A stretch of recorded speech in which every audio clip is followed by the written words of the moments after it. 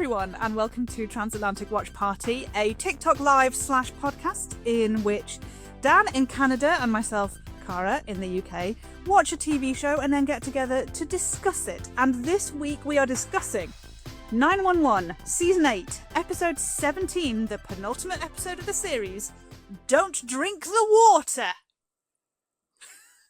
I love that word, penultimate. It's a great word. Yeah. This was jam-packed, this episode, wasn't it?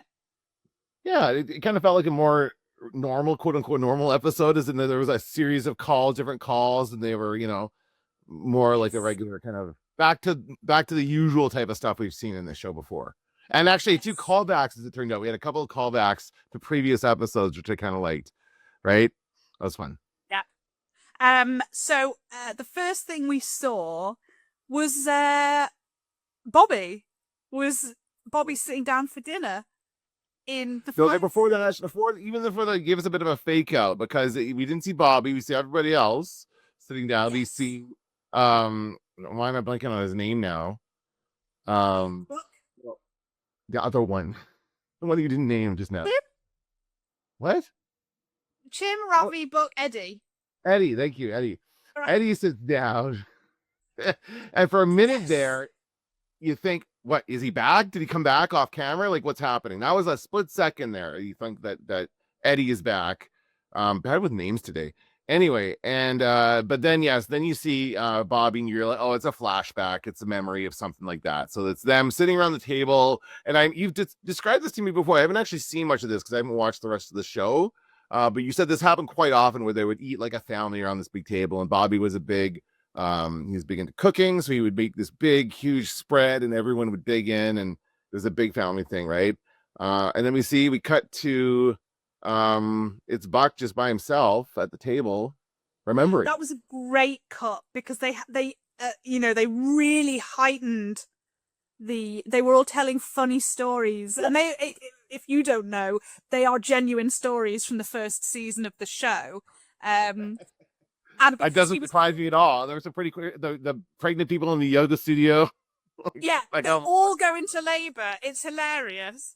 And they're like, Book and Bobby are like, well, Book's like, well, if you need any names, he's Bobby and I'm Book. And the women are all like, yeah, all right.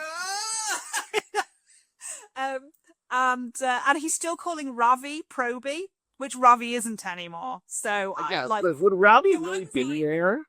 Yeah, but I thought this was a real scene I thought they were giving us a real scene until the laughter was getting really hysterical.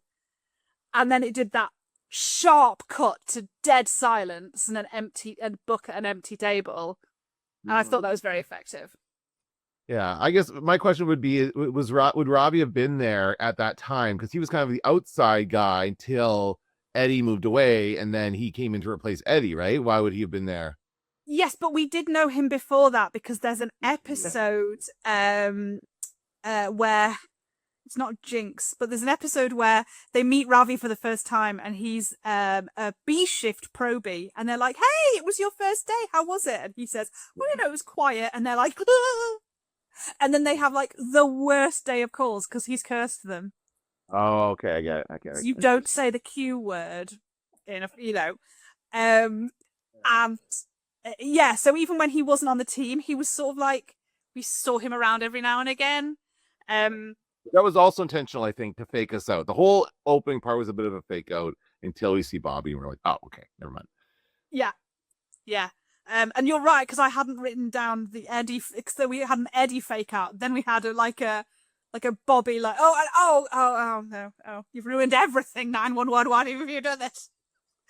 And then we cut to Athena and her kids at the house. And one of my favourite lines, I wrote out, there was so many good lines in this one. She's looking at the paint samples on the wall, and she's like, I have to choose between these 3 shades of white. And Harry goes, are the other 2 shades of white in the room with us?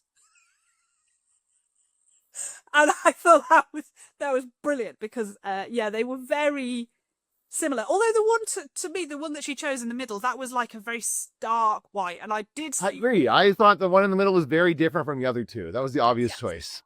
Yeah. I feel like she just chose it randomly, but I guess it was the right one for sure. Yes. And then what I spotted, because at this point we're getting the credits, and I always look to see who's going to be in the episode. To look out for like whether Tracy Thoms is going to be in it, whether Brian Thompson, who's Gerard, is going to be in it, Lou is going to be in it, who plays Tommy. Just so that I have an idea of what's coming up. And I saw Gavin Stenhouse, and I was like, oh, that's the hot priest.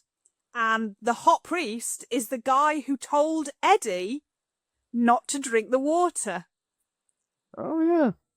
Back when Eddie was trying to get him to choose joy. And he was like, I see that you were trying to remember me, and the whole, he was going to buy a fruity drink and then he decided not to. Mm-hmm. And the priest was like, maybe you want the fruity drink? So yeah, so the title sort of, that was a nice callback for me for that. And the kids, Athena's like, can I ask, what you think about something?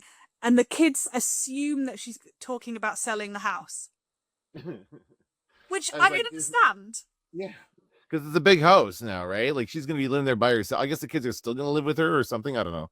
But she's basically going to be there by herself eventually, right? Like, yeah. And it was her and Bobby's dream house. And it's, that's a huge emotional weight for that building to carry for her, that he never got to live in it. He still wants to stay there. Yeah. She's not very, and she wants to go back to work as well, which is hilarious because they're like, oh yeah, that's not a surprise. Yeah. You're not surprised you want to go back to work. Yeah. Yeah. She's like, oh no, I was talking about going back to work. And they're like, oh, we're surprised you've been off this long. Yeah, no, we understand. Then we cut to Hen's kitchen and we see Eddie in Hen's kitchen. Mr. Snippets. Hi, I know Mr. Snippets. Hey, how's it going? See you Saturday, Mr. Snippets. I'm going to be on a show with Mr. Snippets. See you Saturday. Oh my god, that's so exciting. Oh, I've already been one. You could go to, I'll put a link somewhere and you can go to see the first episode of his game show. Oh, right. Oh, brilliant. Yeah, you were telling me about that. I didn't know it was Mr. Snippets. Brilliant. So Eddie is still in LA. Now, time-wise, we don't really know how long it's been since the funeral. Well, I mean, we know it's been at least 2 weeks because it was 2 weeks last week.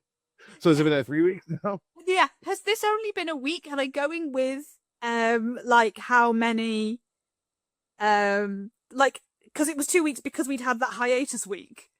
Right. So I don't know whether this has now been, how long has Eddie been there? Why is this timeline on this show never clear?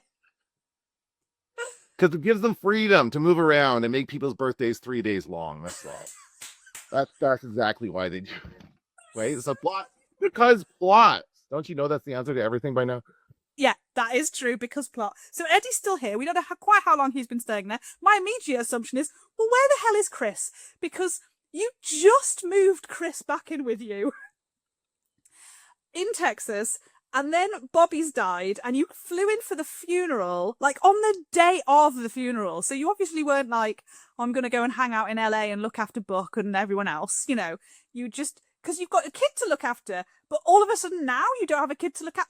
His parents must be reveling in this. No, but I don't think the parents are involved. It seems like he had his aunt come in and watch Chris. Well, he came. No, I'm not absolutely sure whether Pepper has always been in LA, because she was in LA when Eddie first moved to LA. She is. So I don't know if she's still been there. Oh, that's okay.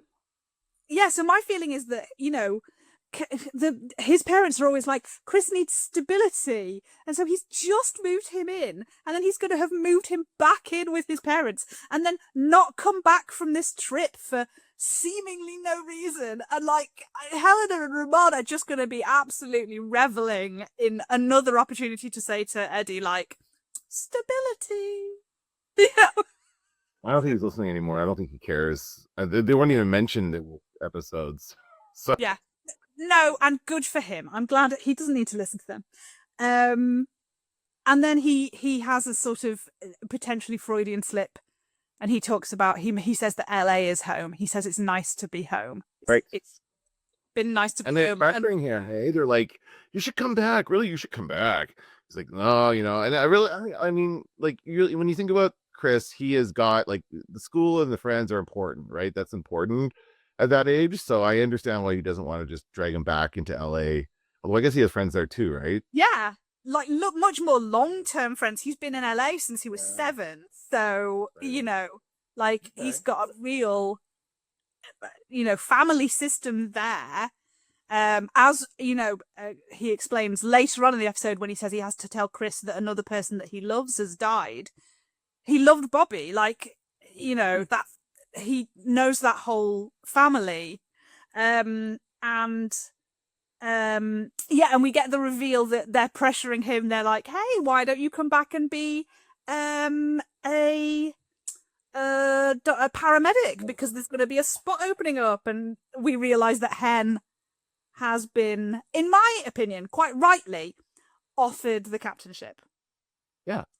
She's probably senior. She's like the senior person after Bobby, and she's the leader. Everyone listens to her. Yeah. Logical person to switch over to. We did briefly have a Captain Han, and it was awful. Captain Han. Sorry, did you say Captain Chinny? Yep. That he was captain? Yeah, there Oh, was no. and he was, oh my god, he sucked. He was so awful, and everyone was like, we're never. You know how everyone went to Bobby to complain about Gerard? Everyone went to Bobby to complain about Chim when he was being captain. Like, he had a complete power freak out, And so Interesting. ever since then, whenever Bobby's been away, it's been Hen. Mm. So it does seem like the natural sort of progression would be for her to take over. Yeah. But she, to Karen's great surprise, is like, I don't know, I'm gonna take it. No. So, Yeah. that's, I mean, he further explains it better later on, but the hesitation seems weird at the time. It's like, why wouldn't you want to be captain, right? Why wouldn't you want to do that? That seems like the natural progression of things, right? So have an interesting conversation about that. yeah. And surely everyone just wants a promotion, more money, more, like, all of that sort of stuff. And then, of course, in that conversation, we find out that Eddie has also been offered a job because they've obviously unfrozen the hiring freeze in El Paso. And Because plot? sorry, Because plot? 100%. So they have told him to report for duty. And so that sort of leaves it in a like, oh, has he already accepted it? It wasn't made clear, like whether he's just been offered it or whether he has accepted it. I was in the mind of like, he hasn't fully accepted it yet. And then, Karen's like, oh, when are you going to tell Buck that you're leaving? And he's like, I was hoping my captain would tell her, which, classic sassy Eddie. And I wrote down, I wrote down, just fucking communicate, you idiots. Buck and Eddie are really not talking to each other. Yeah, and Buck is having a hard time. Of everybody, he seems to be hit the hardest by Bobby's death. And he is like, they were talking about him giving them the 12 like the stages of grief questionnaire or something like that. Like he's been reading stuff. He's like questioning Hen. He's questioning Hen's a 19, Eddie's a 12. Like he's really still very, very upset about Bobby dying. And everyone, I mean, not that they're moving on too quickly, but everyone processes things differently. But everyone else seems to be moving on, and Buck has not been able to yet. Well, I think he talks about, really well in the whole, he sort of feels like he's been left with Bobby's instructions to sort of take himself out of it and make sure that everyone else is okay. And as we know, he is the guy who fixes things. That's what Eddie's called him in the past. Hen was a 17 and Eddie was a 12. And I tried to Google it because I was like, what does that even mean? Like, is a higher number more grieving or less grieving? I couldn't figure out from their reactions like who was doing worse. But it's so Buck to like go on a sort of Wikipedia deep dive into the stages of grief or like psychological, that he would spend his time doing that rather than grieving himself. It doesn't surprise me. And then we do move on to a book grieving scene, and I'm so glad because we got Chimney and Athena essentially last week, and this week we got Eddie and Book. Hen has been kind of lost in the mix, which is a pity.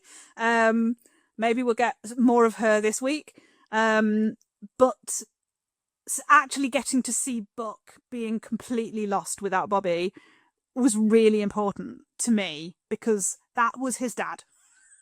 Yeah. And so seeing him in the confessional booth, with the priest who Bobby met in the pilot episode, that's how we found out about Bobby killing all those people, was his conversation with this new hot young priest. And considering the word in there, sorry, considering the word hot. Yeah, he's a hot priest. I think it's because of Fleabag. In Fleabag there's the hot priest, and so it's so caught on. And Gavin Stenhouse is 100% a hot priest. And I love the way, because we know that Book is Episcopalian.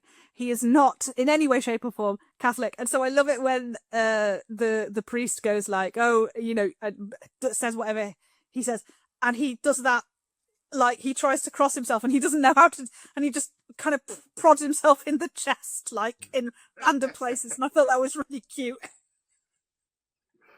Yeah, and he's not sure about the procedure here. He's trying to read from his phone. He's like, "What?" And he's like figuring out the stages or whatever. And he's like, "Why don't we just put the phones away and talk here and figure out?" Yeah. He's like, "I want to talk to a friend of mine."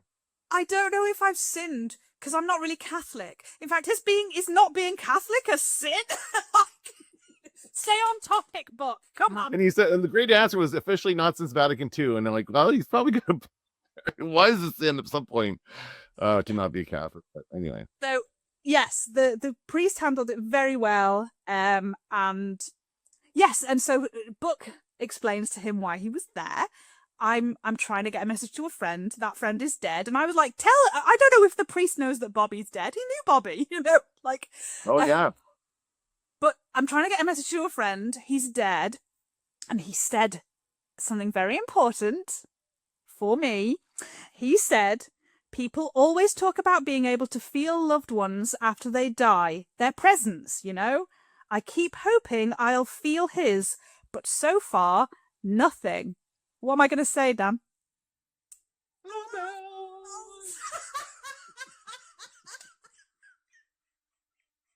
Because he's not really dead. I was waiting to wait until the end to ask you if you're still on that theory, but I guess you are. I guess you are still. Yeah. And this is still alive. I didn't want to push it to us talking about the 2 episodes at once, because I was like, no, I still want to talk about the alarm bells in this episode without knowing, like, if he's genuinely dead by the end. Because if it is, it's going to be revealed in the next one, right? This would be the final one. Yeah, okay, I get it. Yeah. Okay, well, I mean, that's fair. That's fair. And I like it when he's left in the booth alone. He goes, Cap, Bobby, and then I immediately went, Dad. Like, those are the 3 things you should call him. Yeah. And I just thought he was fantastic. I just thought Oliver Stark was fantastic in that moment. Very good. That monologue. Yeah, absolutely. Excellent acting there, especially since he's not even American. Doing all that and an American accent. Yeah. Come on. Yeah, and he is not, having seen the behind the scenes footage, he is not one of those people who like keeps the accent all day. Like, if he flubs the line, he is immediately back into English. Okay. And so he says everything is falling apart and I don't know how to fix it, and I thought that was important because he's the guy who fixes things. And then he said, I need you to come back here and tell me what to do. And I was like, small alarm bells. And then there was an earthquake. And he said, what was that? And I was like, oh my God. So you don't know what an SD card is? and nor do you know what an earthquake is, and you live in LA, and you're a firefighter, and we've watched you deal. That was the big sort of emergency of season 2, the opening emergency of season 2. We've seen you deal with a massive earthquake, and you're like, what was that? Well, he thinks it's a sign. He says at that exact moment he asks for a sign, and then the ground shakes. So he thinks it's a sign from Bobby. And then the priest is on his phone. And I love that priest on. Oh no, it's a 2.8 out of there. Like of course they have an app for that in Los Angeles where they can tell you where the earthquake is. So yeah. As well, that was instantaneous knowledge of like the so impressive. It is, yeah. So obviously, I mean, the thing is, if I was saying, "Hey, can I have a sign?" and I got an earthquake, I'd be like, "Okay, why are you mad at me? What did I do?" It's only 2.8. Yeah. Miles. And so we go on to the dentistry scene, and I thought the dentist was great because he was doing the sort of thing. Sometimes you get a dentist who thinks they're a hairdresser. You know, when they're like, "Oh, where are you going on the holiday?" And they do it when they have tools in your mouth. And you're like, why are they asking you questions? I thought he might have been talking to the other. Sometimes I go to the dentist and they talk to each other while they're talk to me about their TV shows and stuff like that. I'm like, hey guys, I'm right here. But yeah, it was a fun scene. The thing is, the tension every time there's a scene like this where we bring in non-characters that we don't know, complete strangers. We know what's going to happen. Some kind of emergency, some kind of crazy thing is going to happen. Yes. And so the tension just builds. I'm like, what the hell is going to happen? I don't like dentists. I don't like going to the dentist. I'm like, what's going to happen here? This is definitely somebody's fear. And what ends up happening is the craziest thing. It was not. And they show, by the way, they show leading up to it, the reservoir, the earthquake kind of packed the bottom of the reservoir. So then and then it lit some gas up. And so what is happening, and they explain this later, but it's like natural gases in the water. So now the water is like flammable everywhere. And they learn this because the woman, he's grinding her teeth and it makes a spark and that lights up the gas in her mouth. And then he burns the freaking dentist face. Yeah. The technician says like she turned into a 5-breathing dragon. It's brilliant. And that was a good call. I think what's really funny is in the people who I see on my TikTok who are exceptionally mad about, like, so angry about the death of Bobby. Tim Minear, who runs the show, he talked about realism. You know, I killed Bobby for realism. And so now everyone is like always listing like, oh, you're into realism, but and like, where was that when this happened? Going out the million ways in which this show is not realistic. Yes, that's hilarious. I love it. And so when it's convenient for you. We're pulling it apart. And so the thing with this week, with the water setting on fire, everyone's been going like, oh, realism. And I was like, but that happens. It does, I'm sure. Like this is have to have happened somewhere for sure. It's one of the side effects of fracking. Ah, okay. So you get whole rivers in areas that have been fracked that will spontaneously, or have little patches that are just aflame. Like the water is on fire. So yes, there is realism in that. I just want to say that does actually happen. But yeah, that's pretty crazy. Like this woman's in her yard. She turns on the sprinklers and the sprinklers all catch on fire. Yeah. You see all these things. Yeah, that was a great 911 call because she's like, are you calling because the sprinklers put out your grill? Like, no, the opposite. So yeah, and the other thing was we started to realize when they came in to treat her, when the 911, the 118 turned up. And at no point have we seen Gerard at this point. So we don't know if he's still there because he doesn't go into this. So like, who is captain right now? But we do later find out that it is still Gerard. And judging from the stills that they released, there was a whole scene filmed with him and Buck in the firehouse. Like that scene of Buck at the empty table. I think there was a conversation there that they edited out. Buck is like, hey, are you an actress? And she's like, and I love that the technician has to like translate for her because she knows what people are saying when their mouths are stuck open. And he's like, "Oh, well, maybe I know you from somewhere else." And then he realizes that we saw her before, and we did. It was in like season 3, I think, that she's genuinely been in the show before. We've genuinely seen that call where she turned blue, and I was like, "Oh, wait a second. So what we're seeing here is someone we never expected to see again." And it's only not the first time it happens in the show. Yeah, but I'm clutching at straws here now. So yes, so that was like that was the whole point of that scene. I think was like to have a callback character and to introduce the fact that, oh shit, the water can set on fire. Yeah. And then we immediately go to another callback character because Athena's been called to a robbery At a laundromat in an apartment Yes. building. And this is from this season. This is a callback to this season. Earlier this season, this is the cart. What was he calling himself? I don't know. Cart cop or whatever. The guy who was out there patrolling the supermarket to get at people who weren't returning their carts Yes. and causing a lot of chaos in the process. Yes. And he's doing it again. Yes. He's very invested in the social contract, this guy. Which I don't think he seems to have read. Sorry? That only he seems to have read. Like, this is some kind of contract that he's made up in his mind to everyone else. I mean, like, he's got a point about the laundry thing, but whatever. That's Yeah. Like, one of those things about, like, whether do you put back your shopping trolley is just sort of a, do you want to make life easier for anyone else other than you? And that's the same thing with, like, the laundry. So I understand, like, he's going about it a horrible way, but I understand why he gets annoyed by the stuff that he gets annoyed by, but he is a terrible person, you know. And so a guy has accused him of stealing his like clothes, and so Athena finds out that it's the same guy, and she's like, I feel like you're backsliding here, you know. Yeah. And it turns out he just put it in the lost and found, still wet. pretty clever, actually. I kind of liked it. Yeah. I thought that's a pretty clever solution because he's not breaking any laws. He just did exactly what he's supposed to. If it's been and it's a common area, put it in the lost and found, right? It's been there for more than 3 hours. Move it. I'm amazed he isn't sitting there with a stopwatch, and like immediately, like a different stopwatch for every machine.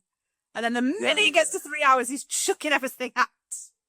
Well, maybe this is the only guy that does this, right? This guy's very disrespectful. He leaves his stuff in there all day.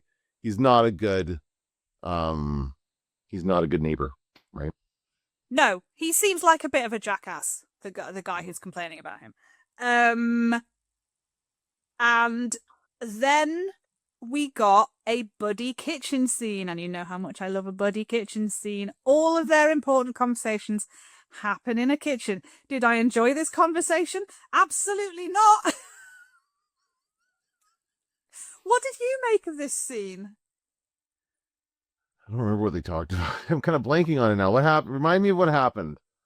So it was basically Eddie was being very mean to Buck, which is what Eddie does.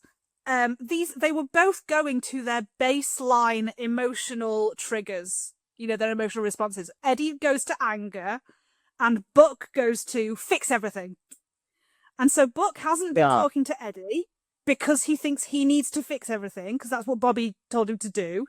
And Eddie has gone to anger and is therefore not communicating with Buck because he's too angry to do it. But Eddie he gets very mean, and he did it at the beginning of the second half of this season. He accused when Buck was like not sabotaging on purpose, but all the people who came around to view the house, and Eddie was obviously infuriated by it, but it wasn't on purpose. Do you know what I mean? He was trying to be helpful, but it was wrong. You know, he was going about it all wrong. And at that point, I think we did again get the whole "you've made this all about you," and it's something that Eddie repeatedly accuses Buck of, and I don't like it when he says that. It feels just really putting the knife in feels so pointed. And he said something about, oh, the tragedy of Evan Buckley, the woes of Evan Buckley, a tragedy in 97 acts, which is one hell of a line. Like, you know, and he's accused Buck of making it all about himself. And then Buck said, well, I'm sorry that I'm sad that my captain died. And I felt like that was to push a button. And it succeeded. It worked. And Eddie got in his face. He grabbed him by the shoulder and he put a finger in his face. And the discussion in the fandom, certainly in the ships, the two different ships that we have for Buck, has been, some people are calling Eddie abusive, which seems like it's taking it a little bit far. But I can completely understand why people who have been in a situation of having a partner who is grabby and pointy, it is very threatening. I didn't like it. I reacted really badly to seeing that. Yeah, it's tough. And I mean, we got a little bit into Eddie, like in that conversation. He talked about how he got the news, which is, you know, that Bobby died, which was like in the middle of the night. He just was woken up, and then he sat up all night crying and mourning and figuring out how to tell his son that somebody else that he loved has died, and going through all of that. So that was good that we got to see that. But that's what he's going through. So it's kind of understandable that he's reacting this way. He's overreacting this way. It's, you know, like, completely understandable that both of them reacted in the way that they did in that conversation, because they are both... Realism. Yeah, realism. They are both hurting so much, and they are both hurting in the way that they hurt. And this is why I just say, talk to each other, for God's sake. Everything can be fixed if you just talk to each other. But yeah, the bit where they showed Eddie getting the call was devastating. And also, who called him? We don't know who called him. It doesn't sound like it was Buck, and that seems like that would have been something that Buck would do. Yeah, maybe it was Chimney wouldn't. Chimney was recovering. So maybe Maddie. Maybe it was Maddie. Yeah. So we don't know. We don't know who did that. But the scene of him sitting by the side of his bed crying, that is a callback to another scene when he found out that his entire unit from the army was dead.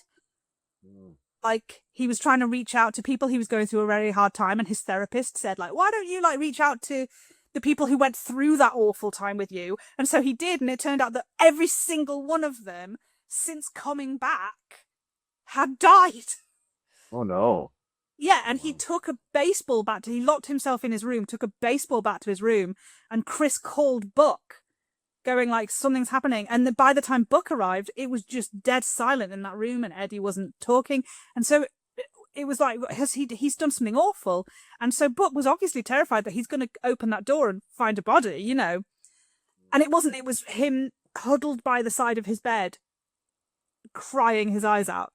And it looked almost identical to what we saw last week. So that was a good, devastating callback. So where are we? Oh yeah, because like Eddie said, Buck says, oh, you don't think I did everything I could? And Eddie goes, I don't know, I wasn't there. And I'm like, okay, Buck, take a step back. That's about him. That's not about you. He's not saying, I don't believe that you did everything. He's just so upset that he wasn't there. Yeah. So I wanted to step in and go, all right, let's all take a breath and I'll explain what's happening here. They needed a mediator. And then we find out that he's run off to the airport. Yeah, and it's very interesting the way he phrases that. Off to the airport. Buck assumes he's taken off and gone back to Texas. He's pissed off about that. Which I assumed. But I assumed that he'd gone back to Texas. Yeah, me too, I guess. Me too. But he didn't really say that, did he? No, he didn't. He didn't, but let's not be pedantic. Sussy Princess Eddie. He could have expanded on why he honestly could have written another line saying to pick up Chris. He could have obviously he didn't do that because he wanted it to be a surprise, but still it was kind of kicking a man when he was down, and that was a very dangerous thing to do. And then we move on to the 911 calls. This is the sprinkler system that's set on fire. And then we hear like Linda, because Maddie takes that call, and then Linda takes a call. I can't remember what hers was about. Obviously, something about the water being on fire. But then we move to Josh, and he's like, "No, the fountain does not have pyrotechnics. I wouldn't run, but I would be heading for my car." Yeah, that's good. Which I It's thought like was great. something's wrong with the weather. You're just trying to clue in something's wrong with the water, and we should do something. And then we see. Can I just say? And I've noticed this before, and I don't remember if I said anything before, but this shows the worst anchors, the worst news recreation I've ever seen. It's so bad, and this guy looks like it's a fake newscaster. It does not look real. None of it. You know when people like buy something for somebody and they go, "I saw this and I thought of you. I saw him and I thought of you." Because I swear to God, we have never seen this man before. I don't think. I don't remember him at all. And so he's been in this season 3 times now, and you've hated every single one.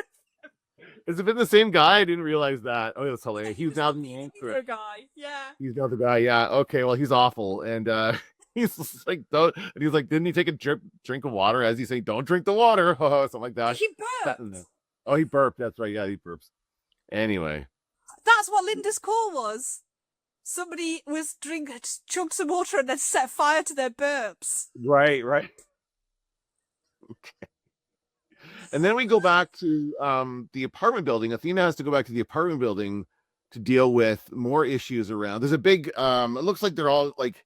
We come into the middle of it. Is this next, or am I skipping ahead? Oh no, that's the final scene. So you're skipping. Okay. You're skipping the exploding bathtub. Sorry, I forgot about the exploding bathtub. The exploding bathtub had one of my favorite "What the hell are you doing?" episode moments, because we got full MacGyver from Maddie. Full right. Put a tube down your toilet and breathe the air pocket in your toilet.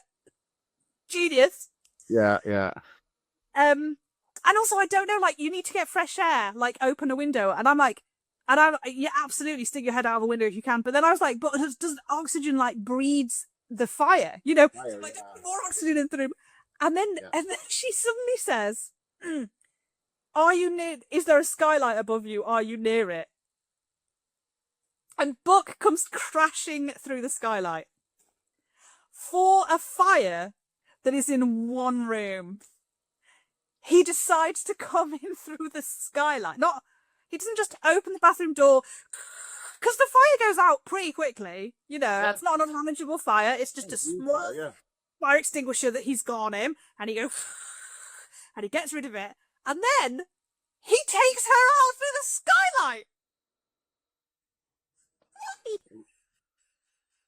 Yeah, they just wanted to do that for the cinematic nature of it. It made me feel like it was an action movie or something like that. Did he have a line when he came in there? Oh yeah, he said, "No, I'm Buck" or something.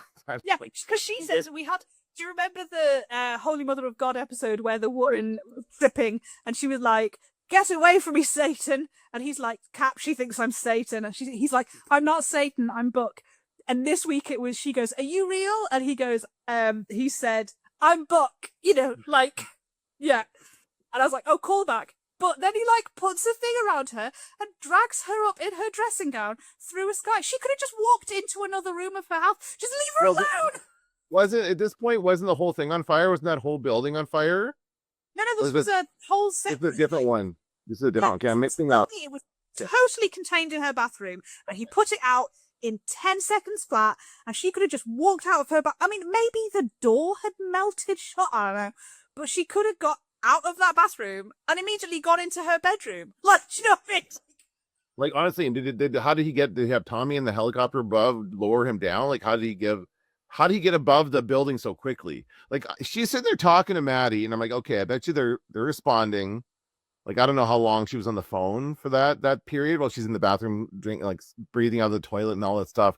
I'm like, okay, we're seeing the 118er is responding right now. Like, they're getting to the fire truck. I'm trying to imagining this as it's happening.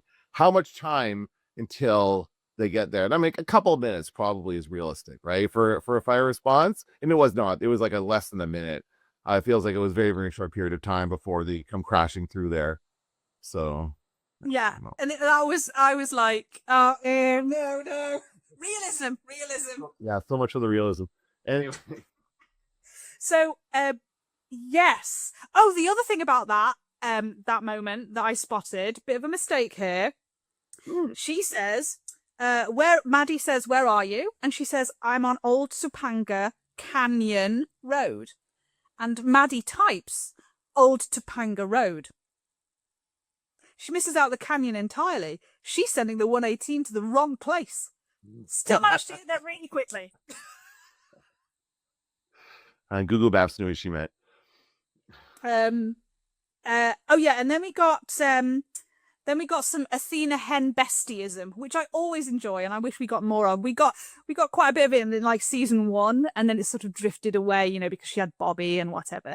But yes, we got some Athena hen bestieism, and that was talking about the promotion. And I thought that was a really good conversation about the promotion, because when you're in a very active, community-centered job and you move into management, it's a completely different gig. Yeah. And so talking to Athena, I think, was really good, because Athena turned down a promotion because it would have been a desk job, and she doesn't want to be that. She wants to be a beat cop. Mm-hmm.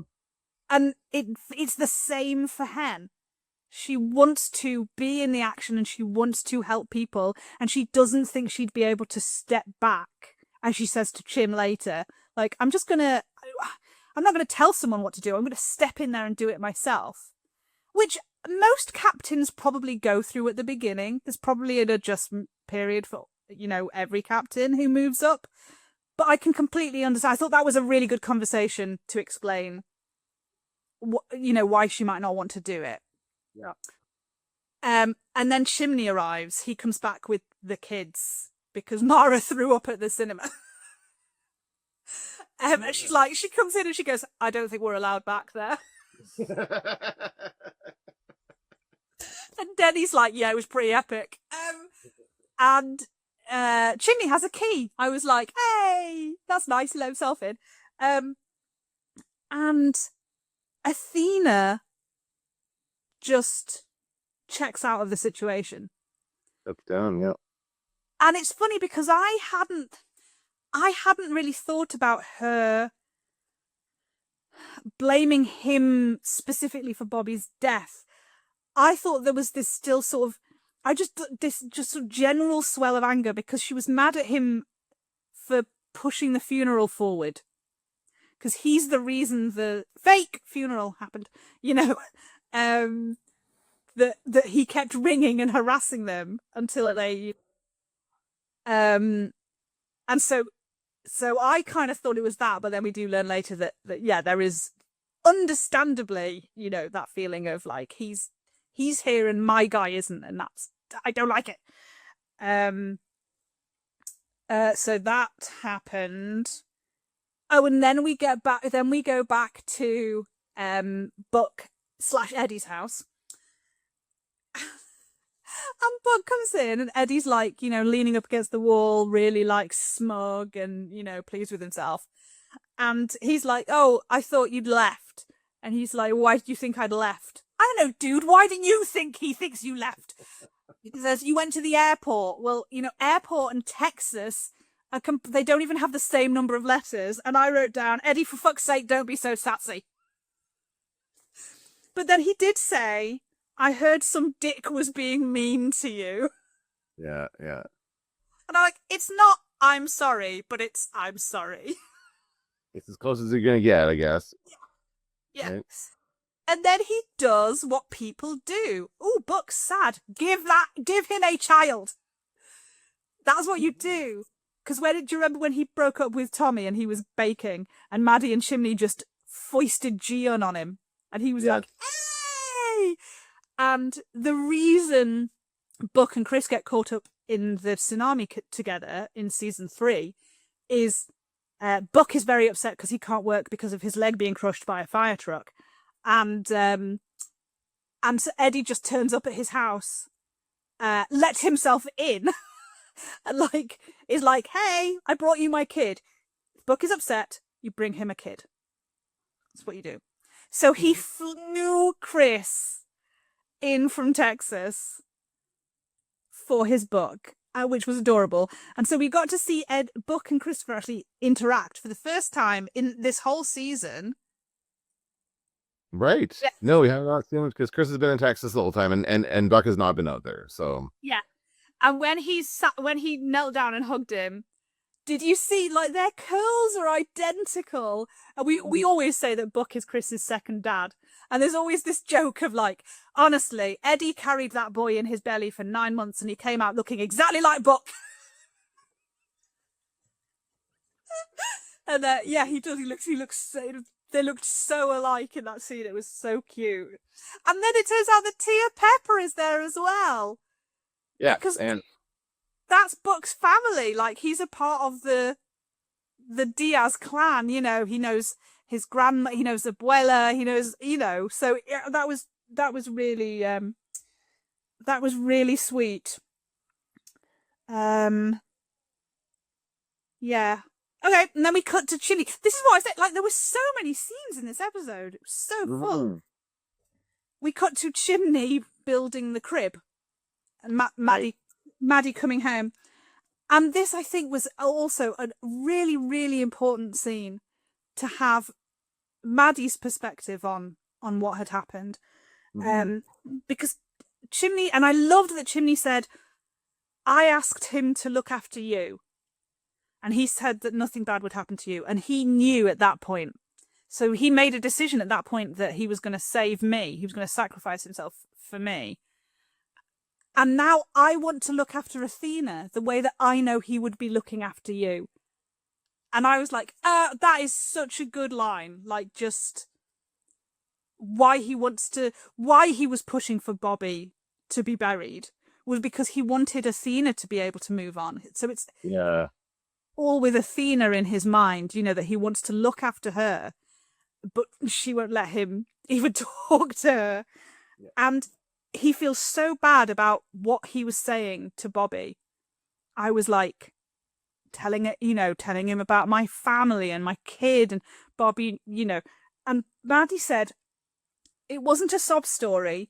You weren't trying to manipulate him. You were scared and you were talking to a friend. And then he decided to save your life, and I will forever be grateful for that. And I thought that was fantastic. Yeah, I agree. Just to remind Chim that he wasn't playing a card, you know.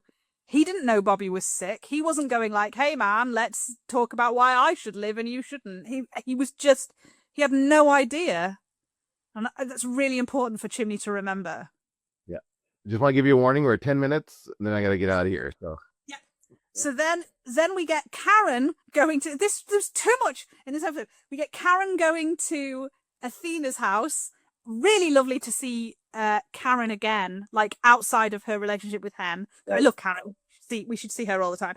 And I love that she stands there, like in front of those paint samples, and goes, "That is a bold lack of color." So that was fantastic.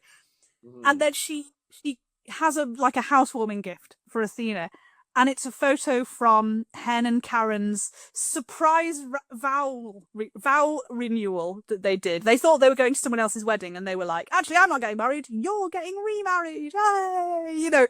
Right. And what I loved was when you look at the photo, it's everyone from the 118. At that particular time, there was a character called Lucy. And she is like half cut out of the photo. She's standing next to Buck, and you can see half of her. And then they do a close up of the photo, and you can't see her at all. And I was like, oh, that's just doing Lucy dirty. Because I think she was a character they really wanted to keep around. And then, like, she got an injury or something, and so they couldn't use the actress. And then when they were like, oh, now that you're better, she then got another job. So I was like, that's a bit mean. And Athena said, the best thing is if Chimney and I just keep our distance. And I just want to say, I think that's foreshadowing for the next episode. Oh, okay. Foreshadowing what? Because I happen to know that they're getting trapped together. Oh, okay. So, like, that's very nice foreshadowing for what's going to happen. Okay. Most important thing is that we're in completely different rooms, and then they're going to be like, no. They're gonna be forced to talk it out. Basically, is what's gonna happen, Yeah. right? Well, there we go. Well, we'll find out what happens. Then we get the big fire, which is the recycling place that is on fire. And the big concern is that if it goes to the east wing, that's lithium batteries, and then we will have a massive environmental disaster. And so they properly, again, they MacGyver it, and it's very smart. But what I loved was because Buck's been complaining about them all being separate. You know, they don't really talk, and so this was the first time we saw them really work together as a team again. That him, Chim, and Hen were like, oh, we can do this, and then he can get a hose, and then we can do that, and then we can get it from this, and they figure out like how to do it. And Gerard is like on top of this, looking really proud of them. Yeah, he loved it. He was like, yeah, let's do it. Go, go, go. Getting on. What is his line? He's like, with the wet stuff on the red stuff. I don't know how well that works. Oh, I liked it. We got the wet stuff on the red stuff, and it's staying wet. I wrote that down. I was like, that's the red stuff. Is the red stuff for fire? Is that what he's talking about? Fire of many colors. He's like, Gerard does say just use the engine water because we can't trust anything that's coming out of, the hydrants. And somebody still plugs it into a bloody hydrant. Right. And he's like a flamethrower on the side of the building. Or crazy. Yeah. And he calls him a moron. He's like, get that moron! Stop that moron! More than once he's a moron. He said it twice in one line. I was very surprised. So that was like our big fire. And then now finally, Athena's going back to the block of flats, or the apartment building, as you would say in America. And this is the cop has called the cops this time because he's about to be heavily assaulted because people think, well, asshole guy from earlier thinks he's stolen his girlfriend's panties. Yeah, panties is the word he keeps using. And there's a wonderful moment where like Athena's like, all right, let's take you out of the situation, Graham. Let's move you over here. And the other guy walks away and you can hear him going, those panties aren't even going to fit him. And that was great. And then she talks to Graham and she says, like, is there somewhere else I can take you? And he says, like the movies? And she's like, no, your parents. It's like, you shouldn't be here. And then he realizes that the thong is going to be in the lint. It's gonna, because it's very small. Yeah, so he's got it right in there, and we don't really see how that finishes, right? No, he says he's going to go and clear his name, and Athena's like, I wash my hands of the lot of you. She goes out and sits in her car, and she's calling into dispatch to tell them that she is 10-7. I don't know what that is. I was going to look it up, but I forgot. And then there is a massive explosion because even though most of the methane gas has gone from the water, there's still some pipelines that are using it. And obviously one of those, you would think, is in that laundry room. Mm-hmm. And so huge explosion, bits of the building falling off from everywhere onto Athena's car. And I said before she did, I was like, send everybody. And then she went, send everybody. And I was like, yeah. That's awesome. Yeah, and it was a cliffhanger ending, so we'll have to find out how that plays out next week. Yes, which is the finale. Yeah, in a couple of days now, because we're doing this a little bit late. But that's okay. I'll be able to watch it right away. So, and have you not watched it yet? No, it's not happened yet. It's out tonight. Oh, okay, there you go. I didn't realize. It comes out tonight, okay, so cool. I will be watching it tomorrow morning. Awesome. So, perfect. I'm glad we're able to do this. Now you can clear your head of this stuff and move on. Focus on the final episode. We'll be back on Sunday at 2 p.m. my time. What is it over there? 8 p.m. your time? Hey, it doesn't feel like we were able to like actually talk about. I feel like all that happened just now was me just describing the episode because there's not much in it. For us to be able to even talk about it, you'd need like a 4-hour episode of this. It was very, very packed. Maybe we'll have more time next week. Maybe it won't be quite as jam-packed next week. We'll have more time. Yeah. But I do have to get going, though. I don't have time. We'll do the conversation next week about what we've been watching. We're going to have to end it there because I got to get off and then pick up my son from school. So. All right. Yeah. Well, I hope he's had a lovely day and I hope you don't hit any terrible traffic. I won't, but he got to dissect an eyeball today in school, so that's always fun. Oh my god, okay, alright, yeah, I hope that went well. And we're going to leave that there. Alright, I'll see you on Sunday. Okay, bye. Have a good week. Bye.